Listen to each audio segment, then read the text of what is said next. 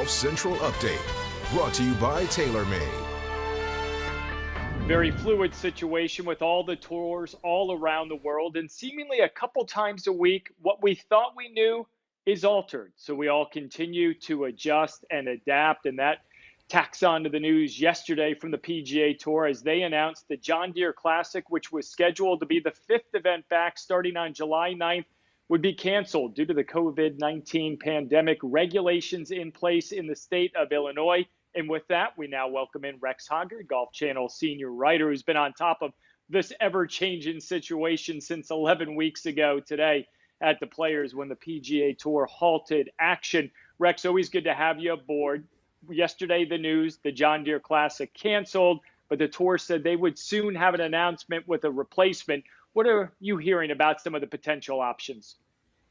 The most used word during the pandemic, Burko. Fluid, and that's the situation, I think, as it stands right now with the replacement event. I had a chance, really, over the last 24 hours to talk to numerous sources, and they all stress that it is a fluid situation. But as it stands right now, it looks like the Tour is going to have back-to-back tournaments in Columbus, Ohio. As it stands, you'll have the replacement tournament, and then you would have the Memorial, which will be played at Muirfield Village the very next week. Now, they do not know the golf course as it stands right now. I've been told that Muirfield Village is an option, but they're looking at some other opportunities as well. And really, this sort of dovetails with what the European Tour did yesterday when they announced their restart. The European Tour's first 6 events back are going to be within about a 3-hour drive of each other, creating what they called a cluster. And that's really what this would do. When the Tour started looking at other opportunities to play the replacement event, this made perfect sense because you limit the exposure of caddies, officials, and players traveling from city to city. Now, I've been told that there are some other venues that are still being looked at. TPC Sawgrass would be one, Firestone in Akron and in Kentucky. But as it stands right now, it looks like we're going to be in Dublin, Ohio for 2 consecutive weeks. And it's very similar to what they're doing on the Corn Ferry Tour, Rex, the first couple of events in St. Augustine and Ponte Vedra Beach, and then a few weeks later, back-to-back events in San Antonio. So perhaps that might be the safest route to go, all things considered.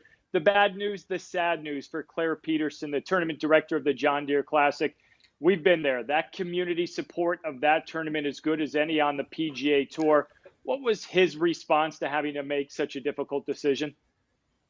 Well, I asked Claire this afternoon what his emotions were like after yesterday's announcement, and he said relief. He said this is something they've been dealing with for 6 or 7 weeks, and every time they felt like they took a step forward, they got knocked back 2 pegs. And the example that he gave me is the rules and regulations right now in the state of Illinois.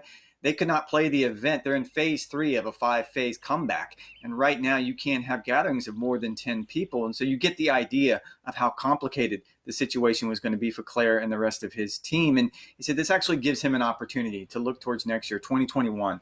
That'll be the 50th anniversary. They had plenty of things planned for this year's event, so they'll be able to celebrate that next year. And he also pointed out that even though they're not going to play the tournament, the event is still going to donate what he estimates to be $10 million to local charities, so he'll be plenty busy.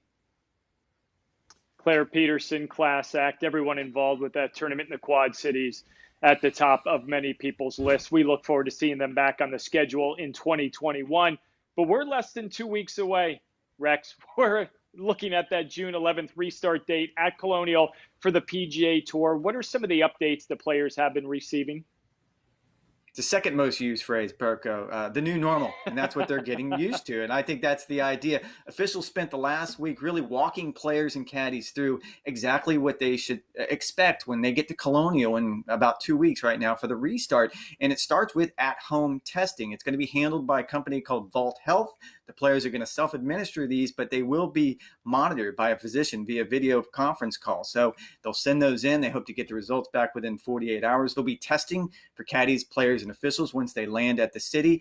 And then they outlined everything else to expect, from the way the meals are now going to be handed out, the way the range is going to be handled.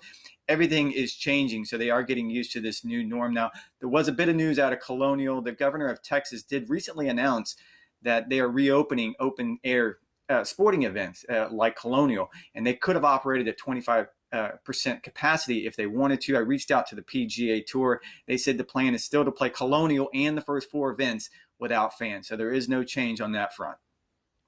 Rex, great report as always. Always enjoy the information, and it was a very fluidly delivered report on your end. We appreciate it as always. Thanks, Burko. Golf Golf Central Update, brought to you by TaylorMade.